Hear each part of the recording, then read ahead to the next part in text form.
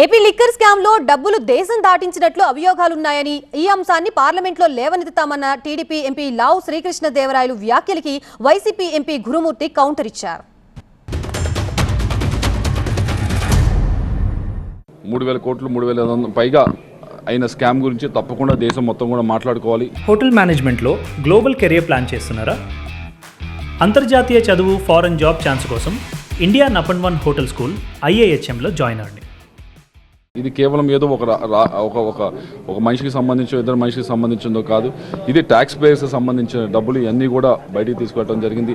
పశుగ్రాసం పైనే 100 కోట్ల కంటే చిన్న స్కామ్ దాని గురించే పార్లమెంట్లో మాట్లాడటం జరిగింది. పార్లమెంట్ మొత్తం కూడా స్తంభించే పరిస్థితి ఆ రోజు వచ్చింది.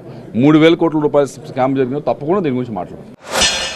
భయపెట్టి బెదిరించి వాళ్ళ ద్వారా సంతకాలు తీసుకొని పెట్టినట్టు ఏమీ చెల్లుబాటు కావు. దానికి ఖచ్చితంగా సరైనటువంటి సాక్ష్యాధారాలు ఉండాలి. అయినా లేని లిక్కర్ స్కామ్ని ఉందని వీళ్ళు మసిపూచి మారేడుకాయ చేస్తున్నారు. ఖచ్చితంగా మేము పార్లమెంట్లో డిబేట్కి మేము కూడా సిద్ధంగానే ఉంటాం.